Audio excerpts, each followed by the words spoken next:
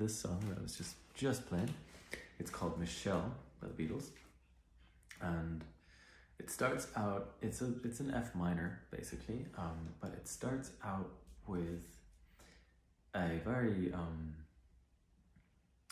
chord progression that has a lot to do with chromaticism and modal interchange. And then there's another chord that I wanted to look at. So there's two things I want to cover about this song today. So stick around, you'll learn something that you can use in your own songwriting, and hopefully it might make you interested in actually getting good at music theory, which is in turn going to make your songs a lot better very fast. And if you want to work on songwriting and music theory with me in one-on-one lessons, then just comment on this post, comment yes on this post, whether you're watching it live or on the replay, and I'll reach out.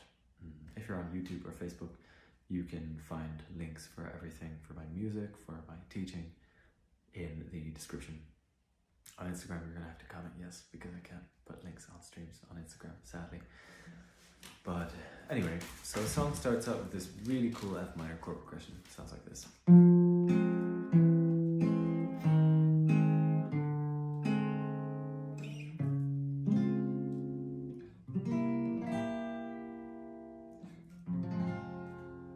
So what's going on here? We've got F minor, but there are two notes in here that do not belong to the scale of F minor. Basically what happens here is we've got an F minor triad, F, A flat.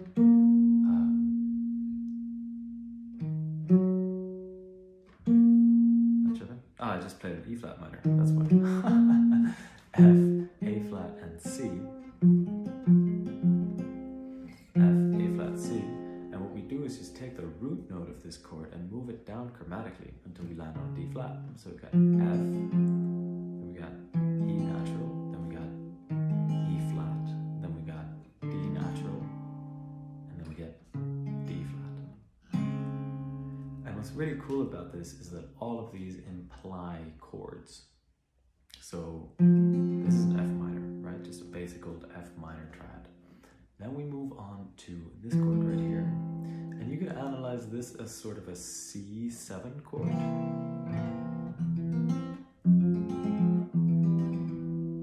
Notice that sounds kind of similar. A C dominant chord with an E in the bass in its first inversion. So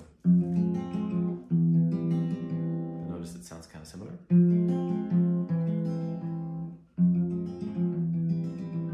Except it's got an augmented fifth, really. Because the A flat stays right where it is, whereas a C chord would have a G natural in it as opposed to an A flat. So what we get is, right?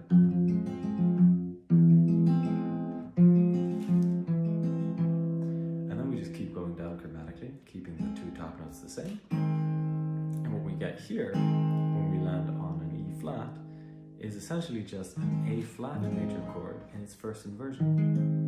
You can verify this for yourself. So we got F minor, C augmented with an E in the bass. So first inversion, C augmented chord. Second inversion, A flat major chord. It's fifth in the bass, as opposed to the root note in the bass, you get the fifth. So, and then we go down one more half step to a D natural. And this essentially creates or implies a D half diminished chord. But you can also think of it as, and now I have to think for a second, as a B flat 7 with a D in the bass, or B flat 7 in its first inversion.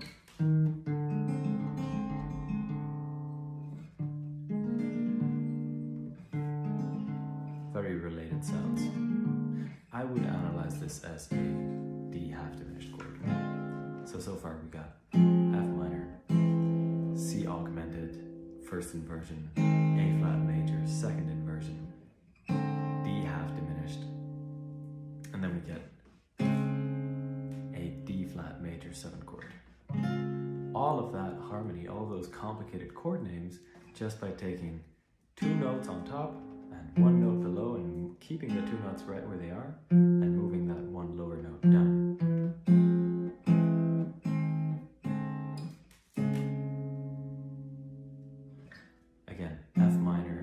C augmented over E, A flat over E flat, D half diminished, D flat major 7. It sounds so beautiful.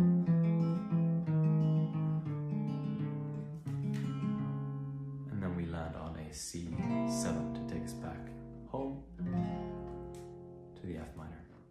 Except what actually happens in the song is that we don't land on an F minor, we actually get modal interchange on the 1 chord here, and we land on an F major. But the song quickly goes back into F minor gear with a bunch of chords from F minor.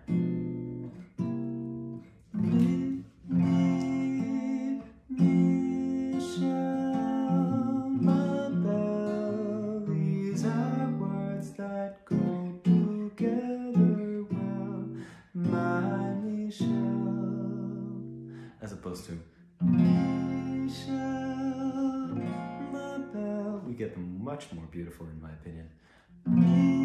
Michelle, my belle. Again. Michelle or Michelle, my belle. These are words that go together well. My Michelle.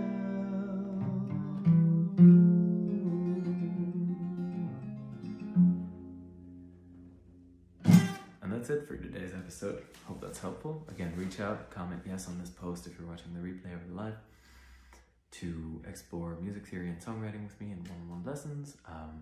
And yeah, thanks for joining me today. See you next week.